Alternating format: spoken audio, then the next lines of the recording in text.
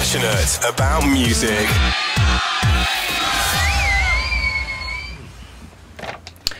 On our show, we had this inspirational grandmother to talk to. Have a listen to this.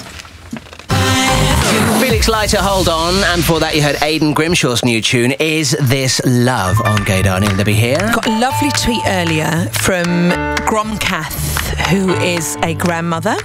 We were talking about the show that was on BBC last night, BBC2, and it was called This World, The Shame of the Catholic Church. It was an unbelievable documentary. You saw it, didn't you? The cover-up of the paedophile priest. It was so hard to watch, but I'm so pleased they made this show. Kathleen tweeted us. She was just discussing what we were chatting about on air. She's proud to be a supporter of equal marriage rights and supports entirely the pursuit of justice against abuse within the church, which we want to talk to her about on the phone now. Grandma to 13, one great grandmother. Welcome to Gaydar, Kathleen. Hello, thank you. Hello, Kath. I know you like to be called Kath. Kath Langley. Kath. No, it's Kathleen's her full name, but we'll say hello to Kath. So you saw the programme last night. What did you think, Kath? It was very difficult to watch. I was very upset. I'm a Catholic and I consider that my faith is very important, but I'm also a very strong supporter of gay rights, and the paedophile priests must be brought to justice.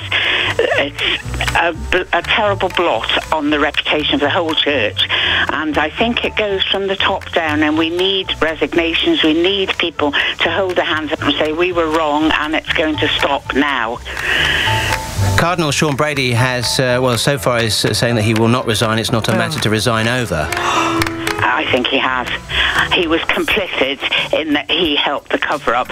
He may have been innocently complicit. I know things were different back then, but that doesn't make them right. He was wrong. All those who helped the cover-up were wrong, and they need to admit that they were wrong and go away. Let us have some new, open minds in the church. How does it make you feel, then, as a Catholic yourself, when you hear about all of this? I feel shame. I feel shame. I feel that people will judge me as being a bigot and allowing paedophilia. I feel that it's a stain on every member of the Catholic Church. Until hands are held up and guilt is admitted, then, as I say, we all get tainted with the same brush. What was that phrase that the guy who had been abused... Oh, yes, he said the disease was in the priest, but the bishop spread the disease, and that rung so true with me. It was appalling, the way they didn't deal with it. They just moved him on and on to do more and more and more damage. Different parishes. Yeah. Yes. Kath, there was the bit at the end just made me cry, and it was with the lad in the show who gave the addresses of all the boys that he knew and the girls that were being abused, and then he met up with the guy in the end with the hood, and he said, I thought I saved you. Oh, and you think, oh my goodness, it was such an honest and raw show. I thought it was amazing. Absolutely. Amazing. I mean, they were very brave, and it must have hurt them so much to have to go over and over all the things that happened to them, and I hold so much admiration for them, and I just hope that the programme will do some good and clear all this horror away from the church, which means a lot to me and so many other people. The hierarchy are not the church. I think that's the important thing that people should realise. Ordinary people who are Catholic do not condone any of that dreadful, criminal, appalling abuse. Well, we've had this in from DM. Kath for the Pope, we love you already.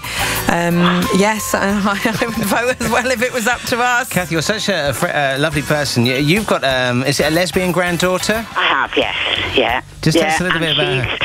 She's engaged to a lovely woman, and they would love to get married in the Catholic Church. That's nowhere near feasible at the moment. Who knows? We pray for open minds and true equality one day. Have you always been so open-minded towards the LGBT community yourself? I think I have. My mother, God love her, she died 4 years ago. She would have been 94 now. She was a secretary to a gay dressmaker, and we just accepted that gay people were just about all the time. It was irrelevant to us, you know.